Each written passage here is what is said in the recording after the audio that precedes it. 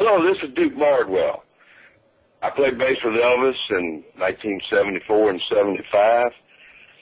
And when I want to listen to Elvis music, I listen to Elvis Express Radio. And you should too. You'll enjoy it. I play an old piano from 9 till a 1:30. I'm trying to make a living watching everybody else having fun. Well, I don't miss much of ever happens on the dance hall floor. Mercy, look what just walked through that door. Well, hello, T-R-O-U-B-L-E. What in the world you doing, L-O-N-E? Say, hey, good L-O-K-I-N-G. I smell T-R-O-U-B-L-E. I was a little bitty baby when my mama hit the skids. Mama had a time trying to raise 9 kids. Told me not to stagger, it was in whole light. And then the bitch, you couldn't try to raise me right. Hey, but mama never told me about nothing like a Y-O-U. Hey, your mother must have been another something or another too. Hey, good L-O-K-I-N-G. I smell T-R-O-U-B-L-E. Well, you talk about a woman, I see a lot of others. But too much something and not enough of nothing. You got it all together like a loving machine. Looking like glory, walking like a dream. Mother Nature's sure been good to wow-you. Well, your mother must have been another good-looking mother too. Hey, say hey, good L-O-K-I-N-G. I smell T-R-O-U-B-L-E. Well, you talk about a troublemaking, hunk of pokey bass. The men are gonna love and all the women gonna hate. You might have never think they're never gonna be. Maybe the beginning of a World War III. Well, the world ain't ready for nothing like a Y-O-U. Well, I bet your mother must have been a good-looking mother too. Hey, hey, say hey, hey, hey, good L-O-K-I-N-G. Yeah, I smell T-R-O-U-B-L-E. Mama, what you could do? Hey, hey, hey, hey, hey, hey, hey, hey,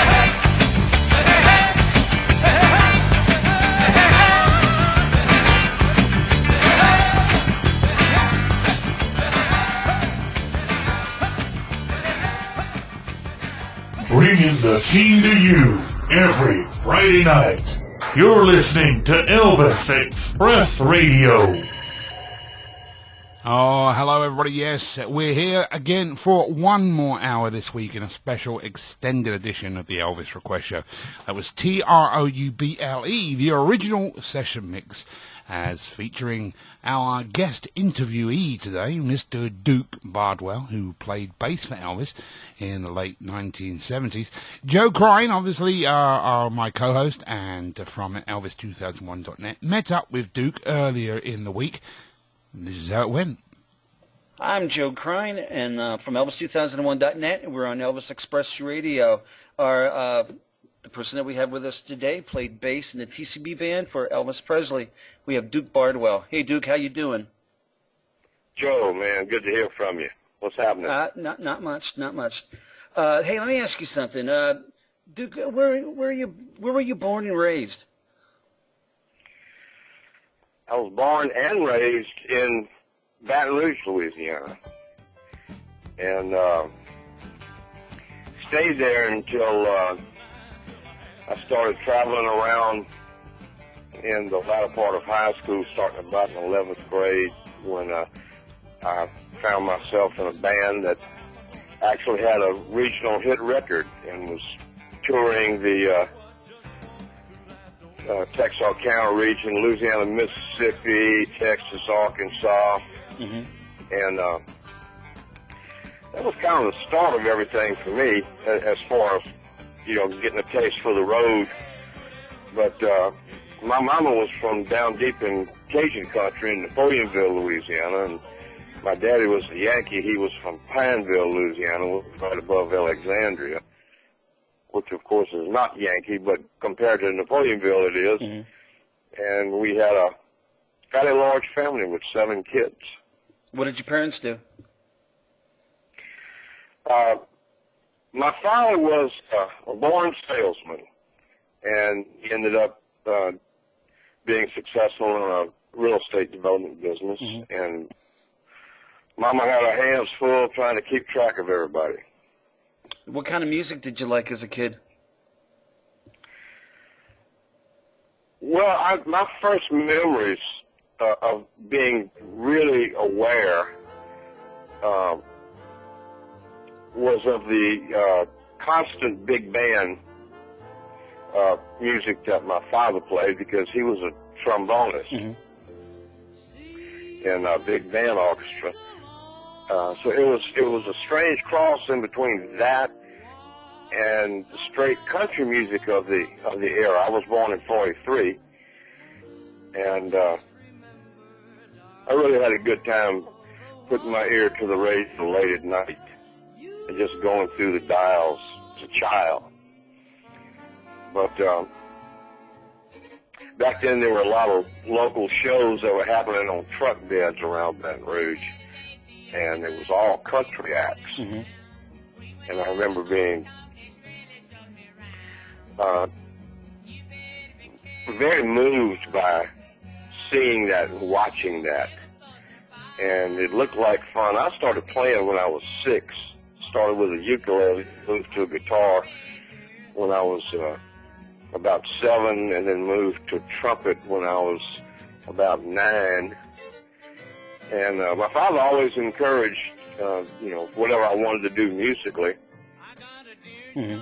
And it just kind of took off from there. But I'm grateful that he exposed us to so many different styles of music, but big band jazz was his favorite. Mm-hmm. Were you an Elvis fan? I was not an Elvis fan until 1957, oddly enough. Uh-huh. When he came onto the scene, a lot of our little girls were just going crazy over him, and it was all about that, and his 45s were starting to come out. And I was in the group of guys that had not converted yet. They were like, not paying any attention to him on purpose. Mm-hmm. But when I was in the 7th grade, a little girl I was interested in asked who had been trying to talk to me about Elvis. I mean, we had horseshoe caps on the back of our loafers and all that stuff. We were all up in it. But I was reluctant, and she was determined to get me to listen. And so she invited me over to her house one day. And I had a dog that I was just absolutely adored. And it was mutual. It was a great relationship. And she invited me over to her house. Remember, I had to ride my bicycle over there. And she sat me down and played me Old Shep. And that song changed everything for me. Just that one song, because I'd never heard a song that I could personally identify with. And that song about him and Old Shep, just like, it got me. Mm-hmm. It touched me. It brought me to tears. And the reality, and she wasn't smug about it either. She knew it was going to get me. So she let me, be emotional without any kind of attitude, and I was always grateful to her for that, because, I could not be emotional about my reaction to it. And it wasn't just that it was a song about the guy and his dog and all that. It was just that I was so moved by it. And in being moved by it, I became very interested in Elvis.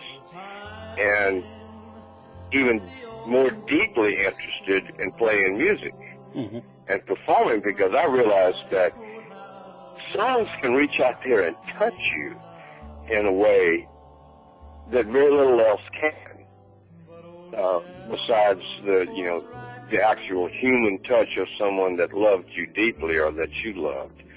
And so the awareness of the power of music hit me at the same time. And that one moment in time bonded me to Elvis and to music, all at the same time. It was an interesting Saturday morning. Now, before Elvis, what other entertainers did you play with? Well, I was playing not really all that much with bands, but I'd already gotten electric guitars, and our real influence had been blues and rhythm and blues out of New Orleans, and we were attempting as very, very young players to do that, and then here comes rock and roll. Well, I think my father was more interested in what we were doing when we were playing rhythm and blues and, adding some horns from the school band and stuff like that. But when rock and roll hit and Elvis, everything got real basic, and we got down to just, guitar bands with maybe keyboards, and everything changed. There were some performers that I particularly was interested in back here. When I got started, it was like Slim Harpo. And I don't know if you would know any of these people or not, but there were people out of New Orleans, Ernie K. Doe, Deacon John and the Ivories. There was a whole group of people that were having a real heavy influence on all musicians spread out through that area. So it wasn't until I got into high school that I actually started playing with bands that were out there doing something. And the story just goes on from there. Well, I see from another interview that I was reading that you played with Jose Feliciano. I did. I came out to L.A.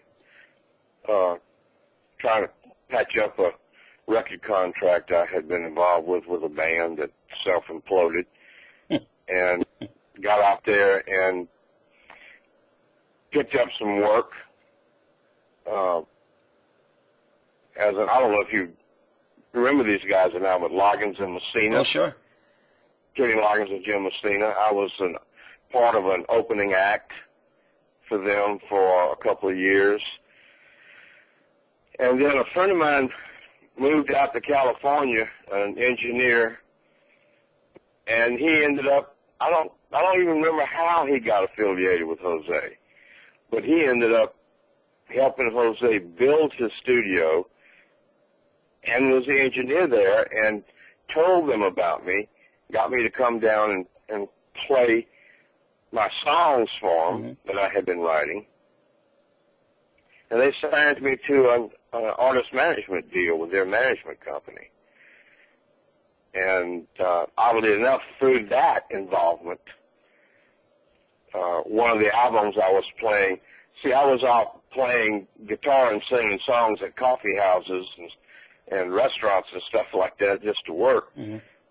But I would play bass with Jose on all of his TV work and some of his session work. And one album that we were doing with Steve Cropper as the producer, one of the drummers that we used that night was Ronnie Tutt. And that's how I met Ronnie.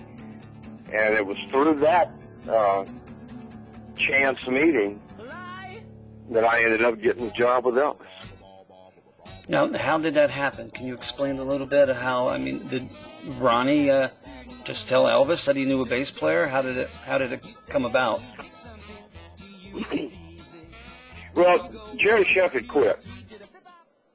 He wanted out of it for a while. He was burnt out on it. So they had Emery Gardy playing.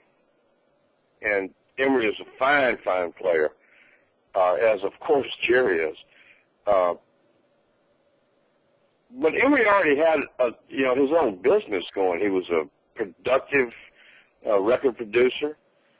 He was busy, a lot of sessions, and it just wasn't working out for him. Elvis and them wanted to work more than he was able to do, so they started looking for somebody else. Well, Ronnie and I had a good time on Jose's sessions. And then a few weeks after that, there was a July 4th celebration up at Jose's house. And we had a band. It was just made up out of the people that came, but it was an unusually good band. It was Steve Cropper and Jose on guitar. I was playing bass. Tuck was on drums. Larry Mahobarak was playing keyboard. And David Clayton Thomas from Blood, Sweat, and Tears positioned himself as the stand-up singer. Wow. So, I mean, we started playing, and I don't think we quit for like 4 hours. They would come by with drinks, would smoke, and take a bite of the sandwich, And Jose's house was, on this ledge, on this hill in Orange, California, overlooking Anaheim, where Disneyland was, and it was 4th of July, and the fireworks display were just phenomenal, and we were up there just rocking. And it was from that Ronnie decided that he and I would be able to play together. So when Emery let him know that he wasn't going to go back out, Ronnie called me and he said, "Look, I just want to tell you I'm going to put your name in the hat for the bass player." Yep. And I'm going, "You are crazy." I can't believe you're doing that. I was playing acoustic guitar at a steakhouse in Westwood, California, 2 nights a week, making, I think, $40, $50 a night, a few tips maybe, and steak bones for my dog, which I would gnaw on the way home. Oh my goodness! And then he told me, I said, "Ronnie, look, I know that there are any number of people in L.A. that could just walk into that job. So what do you think I could do to get it? I mean, what are my chances?" He said, "I'm going to send you a couple of albums, learn them, and come to this get-together rehearsal thing that we're going to do in a few weeks. And I think you'd have a pretty good chance. I mean, if you know the material, then, and it feels good, then there's not going to, they won't look for anybody else." And that's exactly what happened. And you got the gig. I got the gig. Wow. It's just so outrageous because, I always fancied myself more as a singer, guitar player, songwriter type dude that just played bass. And I played bass since I was a teenager, but that wasn't my instrument. And the style that I had, looked like Jerry Sheff, was classically trained. I mean, Jerry is just such a monster. And he went through classical, he went through jazz. I mean, he could play any kind he could play upright, electric. I mean, it just didn't matter. It didn't matter that he played with one finger. He could tear the skin off of that thing with just one finger. And I was the way that I played, being raised in Louisiana, was just old school. I played more like, if I had to compare it to, I played more like Duck Dunn or David Hood or somebody like that, which was just, simple and in the pocket. And that style pretty much ended up being my downfall. I don't think I was interesting enough for Elvis. Oh. Can you tell me about that first meeting when you first met Elvis? Well, I think they'd been off about 6 months. And he put on weight. And they put the gathering off until he got a handle on it. Mm-hmm. And we got to RCA Studios in L.A. And I ended up meeting everybody in the band. Everybody got there first, and then here come the doors crash open, and here the bodyguards and lackeys and all of that stuff Right. come down through, and there he was, there he was with the sunglasses and all that stuff. So it's a pretty exciting moment for me. I bet it was. I'm not sure how much I was breathing actually then, because quite honestly, I loved Elvis Presley. Mm-hmm. I thought, and I actually liked his first 4 or 5 movies before Parker started Right. putting him in all that ridiculous stuff. Right. But, I was a fan of his in the early days. And, the show tunes and stuff that happened and the silly, goofy songs that came out of those movies, I was embarrassed for him. Mm-hmm. And, but I was interested in doing this because it had so much power behind it. And I had never played, even though back home I'd played in bands with 4 or 5 horns, but I had never played in bands, good, solid rhythm sections that were driving an orchestra. Mm-hmm. So the challenge of that was, I was very curious about it, but I didn't read music. And that was another part of my problem. Oh, that had to make it hard. Yeah, well, I was always just shooting from the hip, but most of that stuff you didn't need to read music on. Mm-hmm. I didn't get caught until somebody called Bridge Over Troubled Water. Everybody just flipped right on back to the charts. And, of course, the band, those boys don't forget anything. They knew it. I didn't know it. I'd never played it before, and here we are live in front of thousands of people, and I did not do well. No. No, that moment is not a pleasant, not a pleasant memory for me. Well, how did Elvis handle it?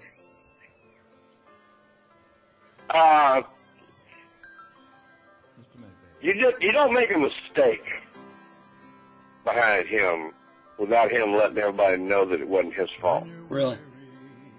No, it was not. You don't do it. Mm-hmm.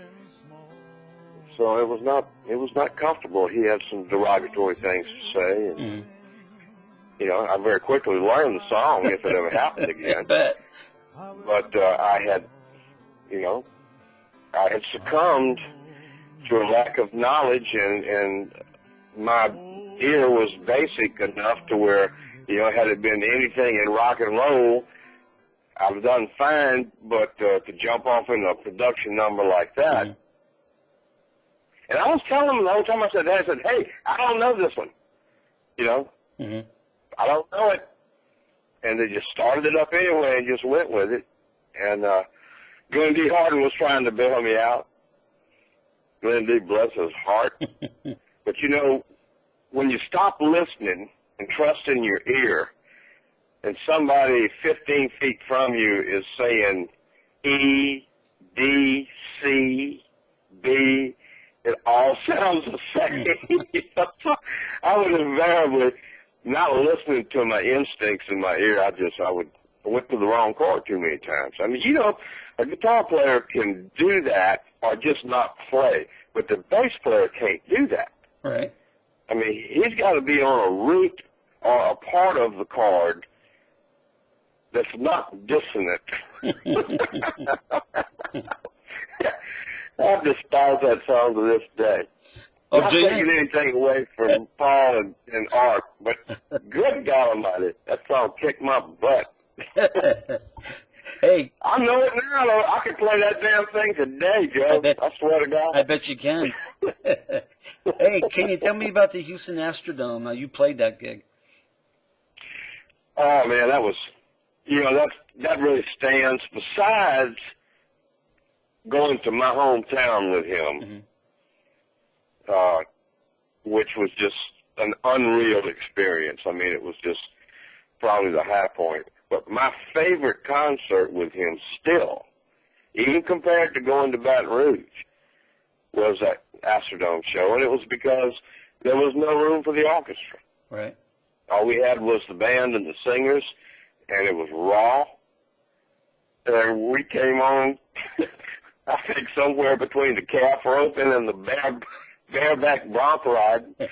You know, it was just like we were in the damn rodeo. You know, it was like, oh Lord. And it was so much fun. I mean, the sound in there was horrible. You know, it all echoed and everything, but I didn't care. It was just like, you know, it was as raw and rock and rollish as anything that we ever did. Just because we couldn't do the big old show tunes and all that stuff. Right.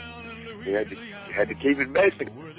It was a lot of fun, bro. Now A lot of fun. I'm sitting here and I'm looking at the photos from that, and I see lucite panels all around Ronnie Todd. Can you explain to me what that is about?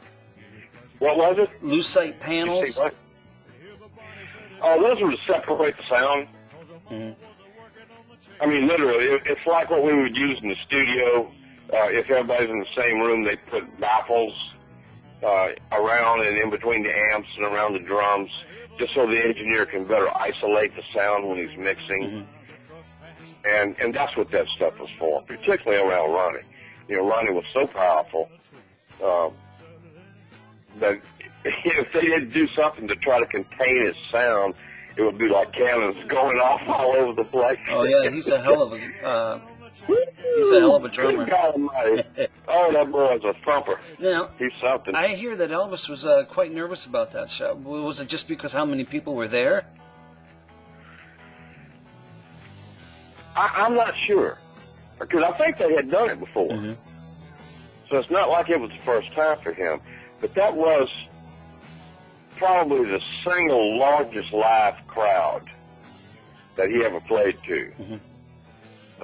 You know, of course, his, you know, Aloha Special and all that kind of stuff, that's different. But as far as having the number of people around you, that's a staggering amount of people in there to do something as supposedly intimate as playing music for them. So, you better rock.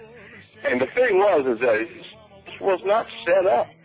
I mean, they do shows for like that with the virtual Elvis show now, but I mean, and there's shows that are done in the rock world that are way bigger than that.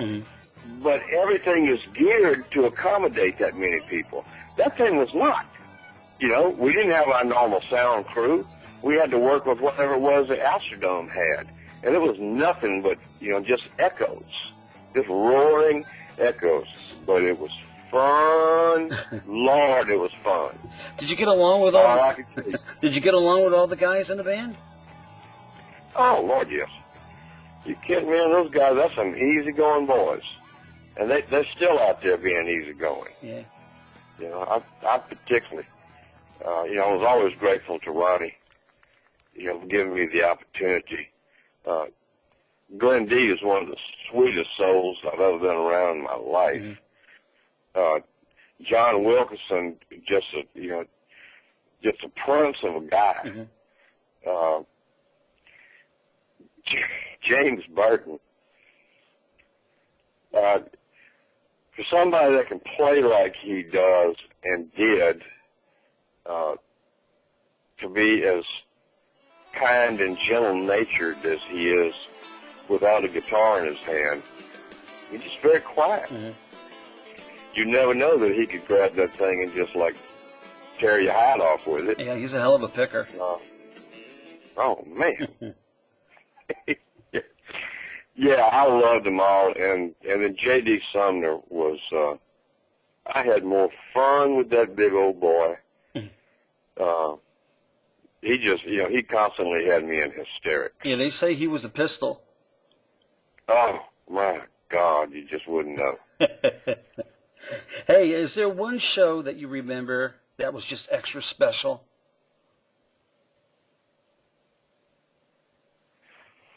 Well, the show in Baton Rouge to me really was a particularly special one. Mm-hmm. One of the other ones that probably would stand out in my mind would be one that we did in Lake Tahoe. And I got to sing a song. And totally by accident, totally unrehearsed, unplanned. Mm-hmm. But we did, normally we would go to Vegas and play Vegas and go home. Mm-hmm. Or go to Tahoe and play Tahoe and then go home. But we were out on a relatively short tour that ended in Tahoe.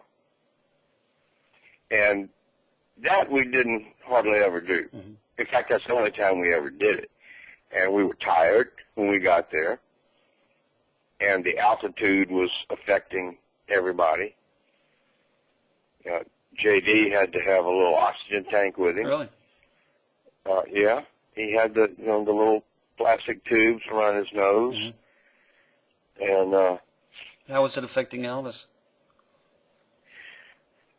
everybody was just tuckered out, man.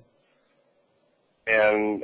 And a couple nights into it, he was worn down. Everybody was, but he decided that a way around it would be to, just start featuring everybody. So Voice was with us then, and so besides doing their opening act thing, they sang a song, and he just went around the stage. Mm-hmm. The Stamps did one, the Sweets did one, Kathy did one, and Kathy did something I'd never even heard before, but fortunately I was able to follow it. But it was a very powerful gospel song, and it had made the loop, Mm-hmm. And you could tell that he wasn't done. He wasn't ready to jump back in the show.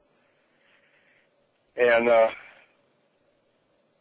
Chuck said, "Why don't you let Bardwell sing one?" And he said, "What?" And Joe Garcia said, "Yeah, let Bardwell sing. He can sing." So I think the way it went down was like he's going, all right, ladies and gentlemen, we're going to have my bass player sing a song here. I don't know what he's going to do. Didn't know he could do it. But see, I always carried my bass and my acoustic guitar on the road. Mm-hmm. Every time we'd hit the hotel, the first thing everybody would hear was me down there working on my stuff. So whenever we had the chance at gatherings after the shows and stuff like that, my guitar was there a lot. So I was singing a whole bunch of songs. And always. And there were some of those songs in there that were kind of funny.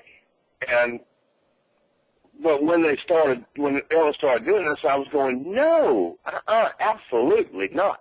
I don't have anything I can do. It's just not like that. And he committed me. Uh-huh. And so I had to take my bass off. Charlie gives me Elvis's guitar, which hung down by my knees, for a lack of a better word to call it. Okay. And the first time, I was just totally forced into it. And I'm going, what can I do? What in the world can I do? And one of the songs I would do at these gatherings was a song by John Prine called Please Don't Bury Me. And it's a song about leaving your body parts to different people or groups or whatever when you die. Okay. And Donnie Sundell saw not Donnie Sundell. You know what I'm talking about. Donnie Sumner. Right. Saw my Black Expression. He said, do the Hurricane song. And it's like, oh, man, that's brilliant. You can't file a Kathy Westmoreland's production number with anything but comedy, or you're a fool, or Tom Jones. So I started that song up, and Charlie's holding a microphone down on Elvis's guitar, and I'm singing on Charlie's microphone. And I don't know, Joe, if you ever heard that song or not, but it's pretty funny. Mm. And it's got a verse in it, the last verse, that goes, let's see, how does it go? Give my feet to the footloose, the fearless, fancy-free. Give my knees to the needy, don't you pull that shit on me. Hand me down my walking cane, it's a sin to tell a lie. Send my mouth way down south and kiss my ass goodbye. Yeah. And by then, the whole band was involved. The singers had heard me do it so many times, they knew the melodies and harmonies, so they were singing the choruses, and Elvis thought we'd set him up. And then when I came out with that line, the place just freaked out. So here Kathy's singing about God, and I'm singing about kiss my ass. And that was a very special moment for me to get bailed out like that. In fact, Tom Parker was just such a prick. He just was. Yeah. I mean, I don't care what anybody says. Anybody within the organization would tell you the same thing. Because he never spoke to us. He would not even acknowledge that as people, as a person, that we existed. He refused to speak to you. Mm-hmm. I mean, there's no reason to be like that. Yeah, no, you're not the only person that said that. You're not the only person that said that to me. Oh, he's just an absolute prick. Mm-hmm. And at the end of the show, Ronnie and I had the same dressing room, and I just knock on the door, and Tom Diskin comes to it, Colonel Parker's right-hand man. Yeah. And he says, I have a message for you from Colonel Parker. And I look at Ronnie, I'm going, well, it was nice knowing you. And he said, Colonel Parker said to tell you that that's one of the funniest things he's ever seen at an Elvis Presley concert. So that, even though he never spoke to me, he sent me that message. And I could be lying, except Ronnie Tutt was right there. Right. I don't think anybody's ever asked him about it. He probably don't even remember it. So many shows, but it meant something to me. Yeah. Hey, It really did. Yeah. Can you tell me about the recorded live on stage in Memphis? Now, you didn't know that was being recorded, right? No, man. None of us did. I mean, nobody did. Mm-hmm. We had played Vegas. That was where I started with him. All these rehearsals and stuff started in December of '73. Mm-hmm. And then we opened Vegas in January '74. And we did several weeks there. And then went back home for several weeks and went on this tour. And it was a long tour. And it ended up in Memphis. And we knew, I mean, this was his first time in 13 years for him to have played in Memphis. And we were going to play the Coliseum. We knew that. There was going to be a lot of people there. So, we were tight about it. We were confident. We had a good tour under our belt, and the material was solid. I still really hadn't been officially accepted, but I hadn't been fired yet. So all that was cool. Uh-huh. And so as we were, we knew he wanted to do good. We knew he was going to be nervous, but, it was up to us to, really push him and, let him have fun. And got to keep your eyes on him, because if you don't, you're going to make a fool of yourself. Because, he'll do things just to amuse himself, Uh-huh. that if you're not watching it, it's going to stick out. Well, anyway, everybody was, they instinctively knew that we were going to have to watch him real close. So we were getting up on the stage to play, and Tom Diskin was there with these forms for us to sign, and they were releases, you know, relinquishing any rights to the recording. Mm-hmm. What recording? Oh, we're recording a live album. Oh, really? And, you know, I was really glad that I didn't know that until that moment. Mm-hmm. Because, I mean, I fretted over it and worried with it and everything else like that. But, man, that was a high point, too. It was a good show. It was a good show. Yeah. And it was strong. The whole group was solid. You know, everything about it. You know, he was a little nervous at first, but he loosened up. Mm-hmm. But, you know, you can always tell by what he says when he tries to talk in between things and stuff like that, just how nervous he was. He never was really comfortable with just getting up there in casual conversation. Mm-hmm. You know, it never came out very well. But he did good. I was real proud to be on that record with him. And that night at Graceland, that's when he gave him a TCB and chain. Mm-hmm. And so that was a real special night for me. That was my official acceptance into the fold. What'd you think of Graceland? Well, you know, we were brought over there on the bus, and it was the whole show. And they had barbecue and stuff set up back in the trophy room and back in there. So we came inside, went through the room, and then back into that back wing where all that stuff was. So it was interesting to see all the displays and all that stuff. Everybody was hanging around, but I got uneasy. And I left the whole group and went back out into the living room. And, you know, he wasn't around, so I didn't know what was going on. But he had the longest, biggest grand piano I ever saw. It was just so long. It was gold metal flake. Mm-hmm. I'll never forget that. I'm going, oh my God, man, this thing looks like a car. And so I sat down, and I've always just played a little piano. I could play a little bit in the key of C. And I was just doodling around on it by myself. Everybody else was back in the other room. And out the corner of my eye, I noticed that he and Linda Thompson were coming down the stairs. And I kept playing for a minute and kind of resolved it and stopped as he walked up to me, and I didn't know whether I was supposed to be doing that or not, so I was ready to apologize.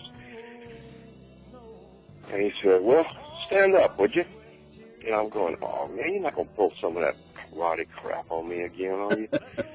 And he said, now turn around. And I have no earthly idea what he's about to do. I'm really stressing about it.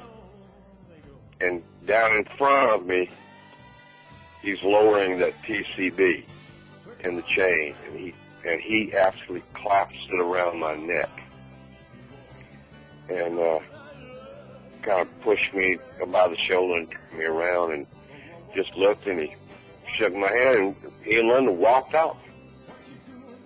And I'm sitting there going, well, I'll just be damned. That'd be something you'll never forget. No, hell no. I thought I was supposed to get my ass kicked. Or something. You know, I didn't expect that. Was he always thumping on you with karate? No. Oh, no. No, the first night I was with him in RCA, he threw a punch at me just to kind of see what my reaction was. Uh-huh. But it happened so quick, I didn't react at all. I don't know whether he expected me to squeal like a girl and tumble over backwards, but, you know, he threw a straight fist punch at me that stopped with his ring touching the end of my nose. It was really funny, Joe, because after the fact, I got to thinking, I got kind of pissed about it. Because, you know, if he'd been off a little bit, Yeah. I mean, Jesus, man, he could have driven my nose bone up into my brain. And no, that wouldn't be You good. know, it's like, That's golly. So that's the only time he ever, you know, tried to karate me. yeah. But I watched him just whip Charlie Hodges' butt several times on stage. Poor Charlie, felt so sorry for him, man. Hey, Duke, you were in Vegas when Elvis had his famous meltdown. Can you tell me about it? Well, you know, that tape and disc is out there Mm-hmm. by the millions. So anybody that, you know, listens to it can get a pretty good feeling for, you know, what the evening was like. And it was really not pleasant at all. It Must have blew you away. well, you know, it was so unexpected. Priscilla and Lisa Marie were there, Mm-hmm. and he had, you know, he had introduced them.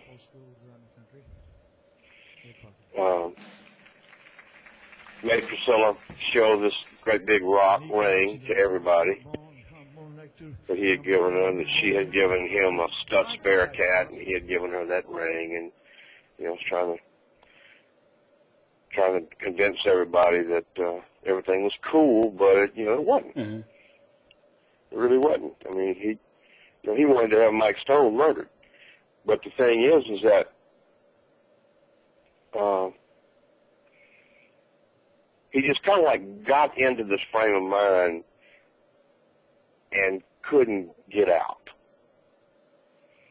And it went from bad to worse. Uh-huh.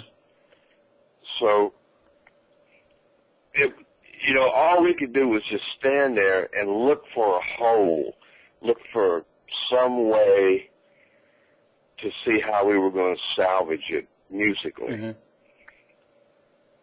And it was so shocking that we felt so bad for him that he would not only be saying those things publicly, but that Priscilla and Lisa Marie would be witnessing it as well.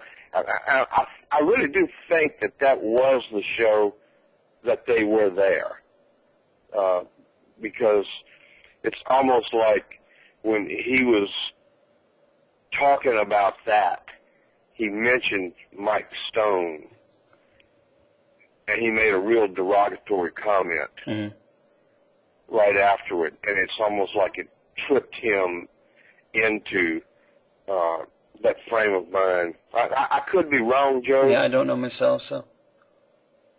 But I think it tied all in together. But the thing was that, you know, he was in really pitiful shape. He was not doing well. He was heavily drugged at the time, and it was very, very painful to see him do that. And it was hard on everybody to watch him go down and not drag us all with him. Which, you know, we would have gone, but, you know, but what it amounted to, this is what kills me about it, what it amounted to was the most incredible segue I have ever witnessed in the music business. He goes from, I'm going to pull your goddamn tongue out by the roots, to the Hawaiian wedding song. Oh, my God. Oh, that's as good as any way to get out of it, I guess. But, I mean, can you imagine? He said, I want to change the mood a little bit here, ladies and gentlemen. And we spoke into the Hawaiian wedding song. I was like, I will never forget this as long as I live. Hey, there was a song that you wrote that Elvis was possibly interested in doing. You and I? Yeah. Yeah, he actually, you know, he said, you know, bring it to Parker's office. I'm going to record it. And that was a direct result of what happened in Tahoe that time that I sang that song. Right. And he asked me to come up and do some stuff that night. And that was the first song I did for him, and I never got around to another one. He had me repeat it over and over again. And when we got to L.A., I went to Parker's office, brought him the paperwork on it, and he saw that there was publishing already existing on it. And Parker wouldn't do anybody's material unless they got a piece of it or owned it all. Right. And he couldn't get what he wanted out of it because it was already dedicated, and he just, it didn't matter what Elvis wanted to do. He didn't do it. Yeah, so you just shit-canned it? Oh, yeah, right there. Boom. Yeah. Can you tell me about the Today LP? What was that all about? What was, I mean, because you were on Today LP, the album. Oh. Yeah. Yeah. Well, I mean, they wanted to do the album in L.A. and with the rhythm section, and we had been off. But quite honestly, I should have left before that because there was too much tension there, and so I probably played better on that record than I did on anything else, just because I pretty much figured I was on my way out, and I didn't care anymore. I mean, I cared about the music, and I was proud to be there with him on it, but I knew that I was going to be. I'd already heard that possibly Jerry wanted to come back, and I didn't blame him. I would want Jerry back too. Jerry's a bass player. I'm somebody else that just plays bass. I do other things. Right. And so I had a real good time on that session. And but in the interim, after we recorded it, and they decided to put out Trouble, right. It's really funny. After that particular song, Ronnie Tutt asked me, "Where did that come from? I mean, why have you not been playing like that?" And Tutt brought me into the whole fold, so I think quite honestly that, what was happening at that time was a little uncomfortable for him, right. because he's the one that brought me in, and I was no longer popular. Sure. As it were. And so I played very well on that song and made up a good bass part for it. And but then we did Vegas after that, and that was obviously, it was done because Jerry was available and ready to come back. So rather than let me have the credit on the album, they just took me off. And they literally just took your bass playing right off and had Chef fill in? Yeah, I'm trying to remember who it was that actually filled in on my parts. Do you remember? No, I don't know. I think it was Norbert Putnam. But they took your playing off? Yeah, they just dumped my track, put another bass track on it. Man, I had to just piss you right off. I was very disappointed. But the single, which did very well for him, came out with me playing it. There you go. And then, I heard Jerry Chef do it on the last thing, and I really liked the part that I did on it. And Jerry got a hold to it and just tore the ass off of it. Woo! Lord, man, he played that song good. Yeah, he is a good bass player. So when was your last day, and how did you find out? It just told you not to come in? Oh, it was pretty much known. But it was one of the last things was in Vegas. And it was, it was done. It was over. Yeah, and you were glad to get out. Hang on just a second. This phone's about to die. All right, buddy. Wait a minute, let me put it. Yeah, I mean, it was, and I wanted to go. I tried to hang on to it. I stayed too long because we had a baby, and the money was good when we played, and I wanted to try to be productive financially and everything while I was there in L.A. I didn't have a whole lot else going on. And Did they make it uncomfortable for you? oh yeah, Oh, they did. I'm sorry. yeah. I didn't. Hang on just a second. Let me reach this. Hold on. Set my spirit free. Yeah, he made it quite uncomfortable for me on stage. He ended up being, verbally abusive, and things like that, which is totally unnecessary, and just, that's why I said I stayed longer than I should have. I should have just said, man, I'm done. Right. Go get somebody else and just. But I'll tell you what, I did and will always love Elvis Presley. And he has such a tremendous influence on me as a young person. And I've said this before, I don't know what God had in mind letting me play with him for a year and a half. I mean, I really don't. I look forward to the final discovery of what that is all about, and I'm probably not going to know until I cross over. But it was a pleasure for the most part. It certainly was a privilege and an honor, though it was difficult. Right. It really was. And I just, I never have done well in a fraternal situation. I've tried fraternities and clubs and stuff. I never was a clubber. But I just to have played with James and John and Ronnie and Glenn D for the shows. I mean, somebody counted the shows I played with him. I don't know where they get that information, but it was a bunch of them. It's like 180 something. And I did them. Yeah. I was there. You'll never forget it. Yep, they can't take them away, and every one of those shows almost are out there. You know what I found out when I was over in Europe?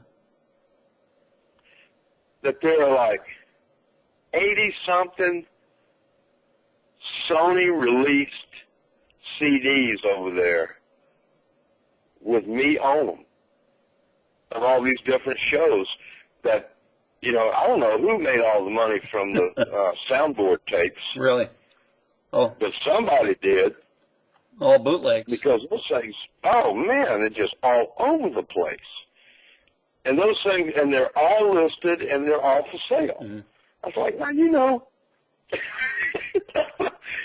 as far as I knew, I was the Elvis Today. I mean, the Live in Memphis album was the only one that I was officially on. Right. Even though I did Elvis Today, they had taken me off. But then another CD was released after that with my tracks. And I don't know how they got, how do people get these things? It just amazes me. Yeah. Hey, let me ask you something. Where were you, and what did you do when you found out that Elvis had passed away?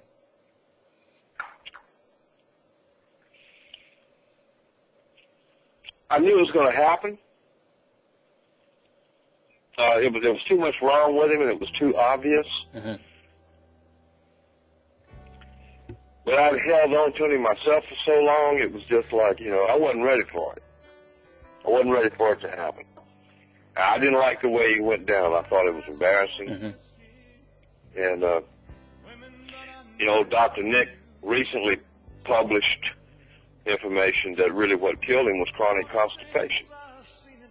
That's what what led to his heart failure. And we would all imagine ourselves going out in a less, hopefully a more graceful position than face down in the bathroom with your butt in the air. Sure. And just I hate that for him. I hate it. But it upset me very much, and just from the loss. I mean, I still have to deal with my emotions when I think of everything that went down on stage Right. that was mean and uncomfortable for me. Mhm. And I mean, he did nothing to encourage my playing. Nothing. I could have grown and become a better player had I not been belittled like I was at times. But I wasn't who he wanted. You know, and as soon as he was able to get who he wanted, I was gone. Right. But in the meantime, I did 180-something shows with him. And it's just, you know, well, I did it. I'm glad I did There it. you go. And I get to talk to people like you, Joe. So what are you doing now? I have some real nice music things going on down here in Florida. I'm 5 hours away from my hometown of Baton Rouge. I've got a property management business, probably about 30 houses that I manage for people, second homes that they don't rent them. So I inspect them all every week and take total comprehensive care of them and get them set up for hurricane season and freezes when we have it, which is starting to become every year now. And so it's something that keeps my income there and keeps me busy. And then I have a band down here with a partner of mine named Franco Washboard Jackson. we have a band called Hubba Hubba, There you go. and we've had it for like 21 years. And I also have a musical association with a group which I call my godsons. It's a band called Dread Clampett, and I actually played bass with them for about the first 3 years of their tenure, which they've just released their 4th CD now. In fact, if you get curious, just Google Dread Clampett and go see what they're all about. All right, we'll do that. I think you might enjoy them. They're very, very talented young men. And so we have that. So I still get to play as often as I want. And starting in 2003, I did one of my first trips over to Europe with Terry Mike Jeffries. And I just saw him. Charlie Hodge. I just saw him play in Memphis. Very talented. Woo, my God, man. TMJ he's bad to the bone. Good Lord have mercy. And then the band was his family, his wife and her sister and his son. And I mean, they're powerhouses. And then I've done 2 separate tours over there with a promoter named Arjun Deline. Sure. And that's how Michael and I got to meet each other. Right. Hey, I got a question for you, Duke. I don't know if you're going to want to answer it or not, but were you asked at all, or did it bother you about the Elvis in concert that goes around to all the different countries? You know, the video screen Elvis? What about it? Well, you know, Chef left that. Again, Chef left, and they were looking for a bass player. Were you ever asked? Oh, no. No, man, they got the right guy for the job. Yeah, good picker.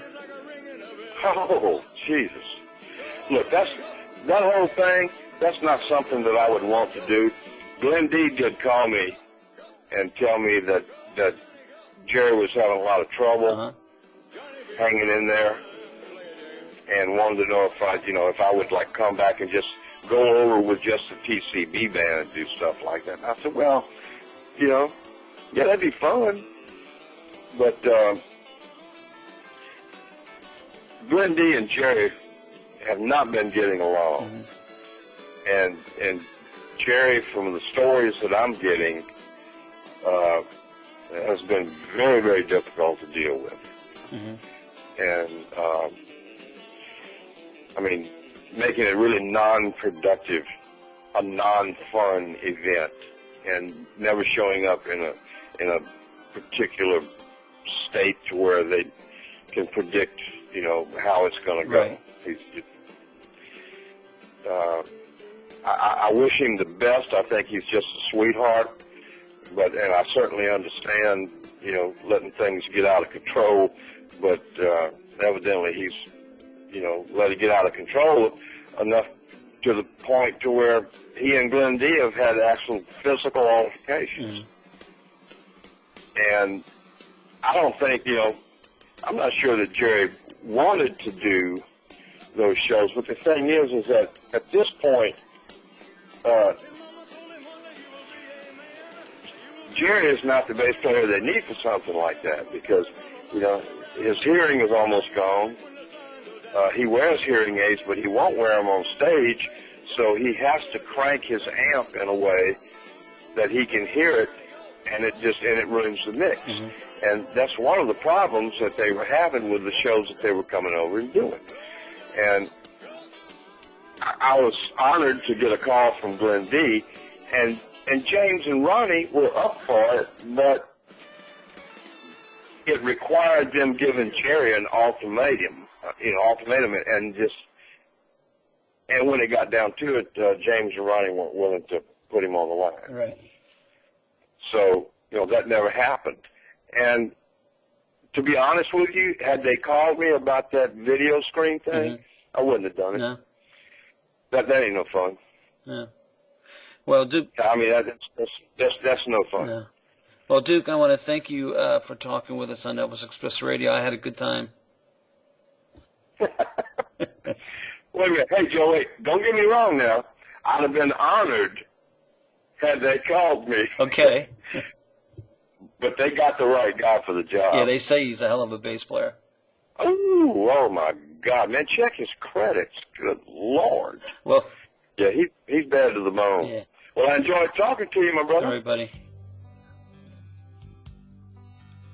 This is the All Request Show with Lee Dawson here on Elvis Express Radio.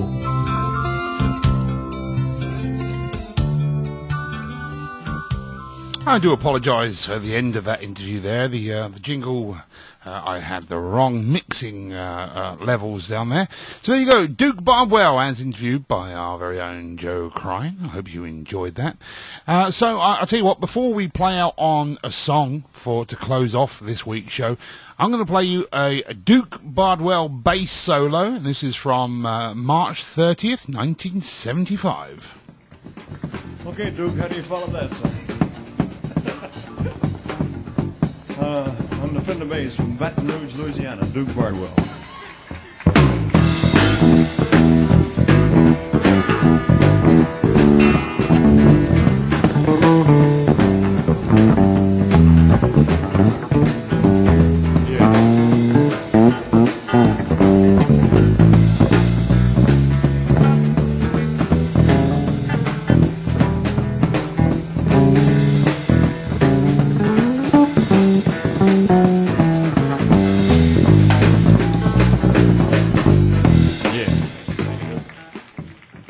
Great stuff. Duke Bardwell bass solo there. And if you're interested in seeing Duke live in concert, next year, 2011, the original Elvis tribute show is returning to Europe in May of 2011.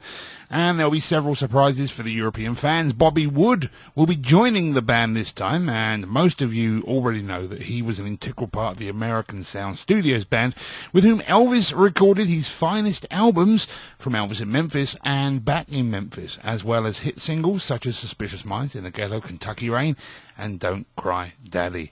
And you'll be able to catch all the information about the tour that Duke will be part of by visiting the website elvisnews.dk. That's www.elvisnews.dk. Right, well, I hope you enjoyed this extra hour on this week's Elvis Request Show. I want to thank you for your support and thank you for your continued listening to the show. Lana will be here on Monday, so make sure you get those love songs in if you haven't done so already. And I'm back on Wednesday Wednesday for the TCB show. Join me for that. And then Joe and I will be back for another 3 hours of Elvis requests, all requested by you, the wonderful listeners, right here on Elvis Express Radio. I'm going to play out now with Polk Salad Annie from a concert that was mentioned by Duke in the interview. Live at the Houston Astrodome, 1974, and it's Polk Salad Annie. Thanks for listening. Thank you very much. Thank you.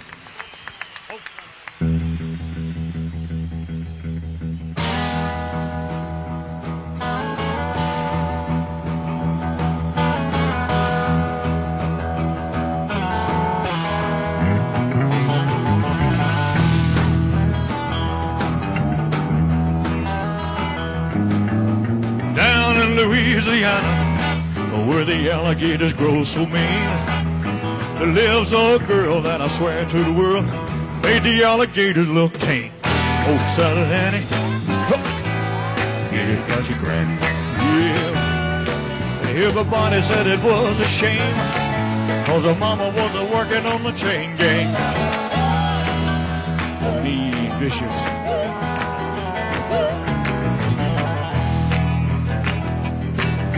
Every day before supper time, he'd go down by the truck patch, pick her a mess of polk salad, carry it home in a toast. Polk salad, yeah.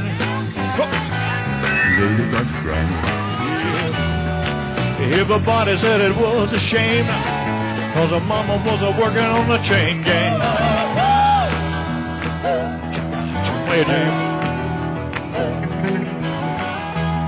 Yeah.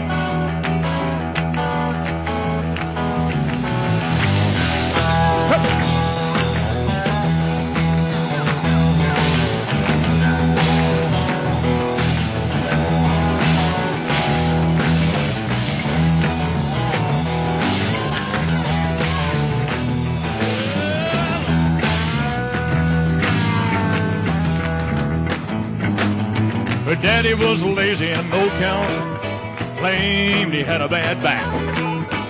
All her brothers were fit for stealing watermelons out of my truck. Past Polk Salad Annie, here got your granny. Yeah, everybody said it was a shame, cause her mama was working on the chain gang. Yeah, you sock a little Polk Salad, dummy. You know I need me a medicine. Sock a little, sock a little, sock a little, sock a little, sock a little, sock a little. Hey, hey, hey, cha-cha-cha-cha.